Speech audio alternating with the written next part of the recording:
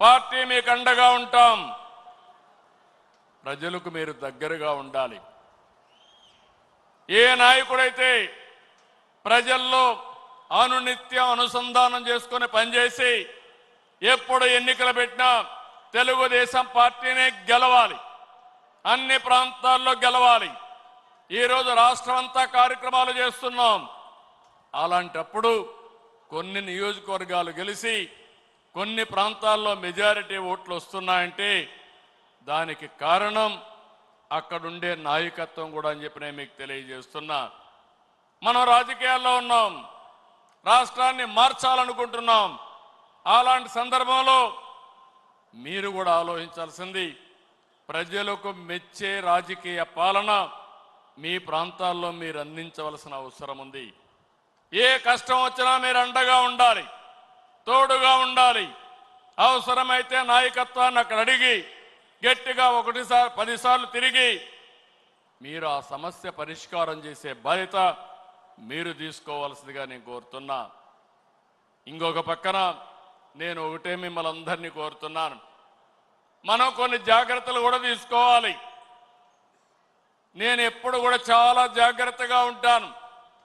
ఈ కడప గడ్డలో చెప్తున్నా, వివేకానంద రెడ్డి మర్డరు నాలాంటి నాయకుడినే మోసం చేయగలిగారంటే తెల్లవారితో నిద్ర లేస్తే ఒక అసాక్షి పేపర్ ఒకటి ఉంది, టీవీ ఒకటి ఉంది. గుండెపోటుతో వివేకానంద రెడ్డి గారు చనిపోయారు. అందరి మారిగా నేను కూడా నమ్మాను.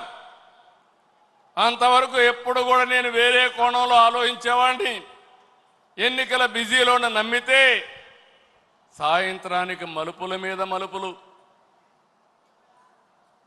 గొడ్డలితో మెదడు కూడా బయట వచ్చి అంత చిన్నాభిన్నమైపోయి రూమంతా రక్తం ఉంటే అలాంటిది కడిగేసి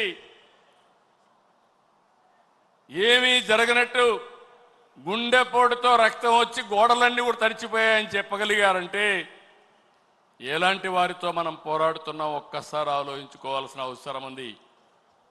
సాయంత్రానికి మలుపులు తిరిగి రెండో రోజున నారాసుర రక్త చరిత్ర నా చేతిలో కత్తి పెట్టి నా మీదనే నెపవేసే పరిస్థితికి వచ్చారంటే కెన్ యూ ఇమాజిన్ అని చెప్పి నేను మిమ్మల్ని అడుగుతున్నా. అర్థమైందా మీకని అడుగుతున్నా. అర్థమై ఉంటే చేలు పైకెత్తమని చెప్తున్నా. అలాంటి కరుడు గట్టినటువంటి నేరస్తులతో రాజకీయం చేస్తున్నాం.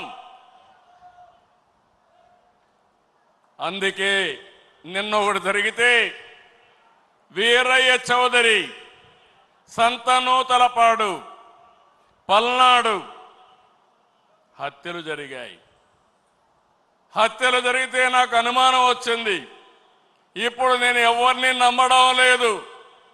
ప్రతి ఒక్క విషయాన్ని కూడా సందేహం పెట్టుకొని మనసులో వేరే విధంగా నేను ఆలోచించి ఎవరు చేశారని ఆలోచించే పరిస్థితికి వచ్చాను. చేస్తే కొంతమంది మన దగ్గరుండి వాళ్లకు కోవర్ట్లుగా పనిచేస్తూ వాళ్ళ ప్రోత్సాహంతో ఇష్టానుసారం హత్యా రాజకీయాలు చేస్తున్నారు.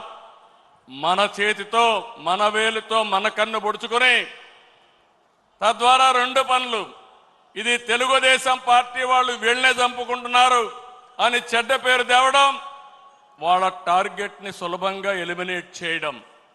ఇది నేరస్తులు చేసే కనికట్టు మాయ. అందుకే చెప్తున్నా, ఎవరైనా సరే మన కార్యకర్తలు కూడా ఇలాంటి తప్పుడు పనులు చేస్తే ఏ కార్యకర్తను కూడా నేను ఉపేక్షించనని మరొక్కసారి మీ అందరికీ విజ్ఞప్తి చేస్తున్నా. మీకందరికీ ఆమోదయోగ్యమైతే గట్టిగా చప్పట్లు కొట్టి మీరు కూడా ఆమోదించండి.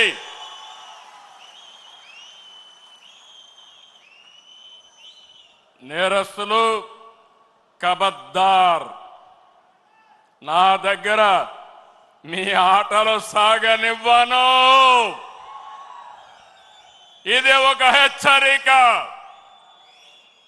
కోవర్ట్లు మన దగ్గరికి పంపించి ఆ కోవర్ట్ల ద్వారా మీ ఎజెండా నెరవేర్చుకోవాలనుకుంటే ఇది మీకు సాధ్యం కాదు. అందుకే మిమ్మల్ని అందరినీ కోరుతున్నా, వలస పక్షులు వస్తాయి, వలస పక్షులు పోతాయి, కానీ నిజమైన కార్యకర్త శాశ్వతంగా ఉంటాడు. ఆ విషయం మనందరం గుర్తుపెట్టుకోవాల్సిన అవసరం ఉంది. పార్టీ బలోపేతం కావాలి. అదే సమయంలో కోవర్ట్ల పట్ల జాగ్రత్తగా ఉండవలసిన బాధ్యత మనందరిపైన ఉంది. ఇది నేను కార్యకర్తలందరికీ విజ్ఞప్తి చేస్తున్నా. ఈరోజు ఎక్కడికక్కడ మనం అందరం కూడా ఆలోచించుకుని రాబోయే రోజుల్లో ఇంకా పగడ్బందీగా కార్యక్రమాలు చేపడతామని మీకు తెలియజేస్తూ, అదే సమయంలో ఎన్టీఆర్ మెమోరియల్ ట్రస్ట్ ద్వారా న్యూట్రిఫుల్ యాప్ పెట్టాం, బ్లడ్ డొనేషన్ క్యాంపులు పెట్టాం. ఇవి కూడా మీరు సద్వినియోగం చేసుకోండి. అదే మాదిరిగా ఈరోజు 5 లక్షల రూపాయలు ఇన్సూరెన్స్ ఇస్తున్నాం. ఇంకో పక్కన ఆరోగ్య విషయంలో కానీ